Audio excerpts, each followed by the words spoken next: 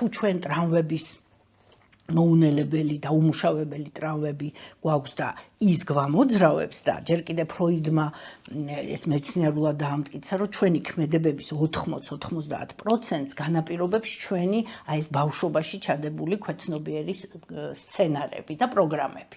იმ პროგრამით ვცხოვრობთ. აი სადღაც 5-10%-ს განაპირობებს ჩვენი ცნობიერი.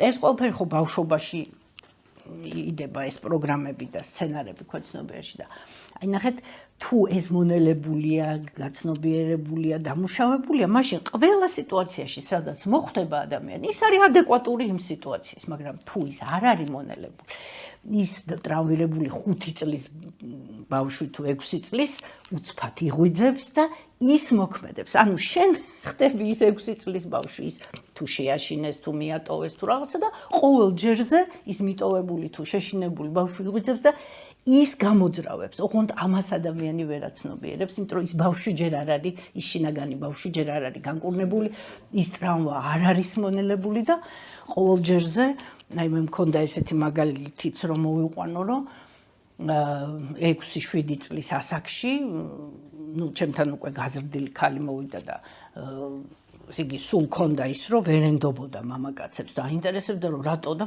ამის გამო ვერ დაოჯახდა. ხო და ბოლო მოაღწია ფსიქოლოგამდე და აინტერესებდა რომ რატო ხდება ასე არა და არაფერი არ აკლდა ამ ადამიანს განათლებული გარეგნულად არაჩვეულებრივი ძალიან კარგი ოჯახიდან და ყველაფერი და აღმოჩნდა რა რომ გაახსენდა რომ აი სადღაც 6-7 წლის ასაკში აი დაწყებითი კლასების პერიოდში დადიოდა ცეკვაზე სადაც რაღაცა დაიმარტო ხელა ცეკვის მასწავლებელმა და რაღაცა მოკლედ ნუ ესეთი მალე გამოვიდა იქიდან, მაგრამ რაც მოასწრო იმ 2 წუთში თუ რაღაცა უკვე ცუდი შეხებები მოხდა და 2 წუთით საკმარისია რომ ადამიანო რა თქმა უნდა 1 წუთი სულიერ საკმარისია და მე ეს ქვეცნობიერად მაშინ უთხრა თავის თავს რომ არ ენდო კაცს. ოღონდ ეს არც ახსოვდა, მაგრამ მის ქვეცნობიერში ეს უკვე ჩაიწერა. და ეხლა ნახეთ ურთიერთობაში შე რომ არ ენდობი მამაკაცი ვერ ნდობაზეა, ნდობაზე და ურთიერთპატივისცემაზე უნდა აიგოს მერე მთელი ურთიერთობაც და ოჯახი ამაზე დგას ნდობაზე, ურთიერთპატივისცემაზე, სიყვარულზე. ხო და ეს პროგრამა რო გაქვს, მე ის მამაკაციც ხო გძნობს რომ ვერ ენდობი და უკვე აღარ უნდა ესეთი, ხო? გვერდით, რა თქმა უნდა, ხო? და შენც რო არ ენდობი ვერ აწყობ ურთიერთობას და რაც ადრე გაცნობიერდება, ხო, რაც ადრე, ხო, მით უფრო ადრე გათავისუფლდება ამისგან ადამიანი და ის ჯანსაღად ადეკვატური იქნება იქ სადაც იქნება. თუ არა და სულ ის 6-7 წლის ბავშვი გაიღვიძებს და სულ იმისი ჭკუით, იმისი ტრამვით იცხოვრებ. ხო და ძალიან დასანანია, როცა ძალიან წინ წავიდა ფსიქოთერაპია უკვე, ნუ აი ისეთი აღმოჩენებია უკვე ეს ნეირომეცნიერებამაც სულ ახალი მეთოდები და ახალი ტექნიკები შემოიტანა და ჩვენ ძალიან სწრაფად ვეხმარებით უკვე ადამიანებს.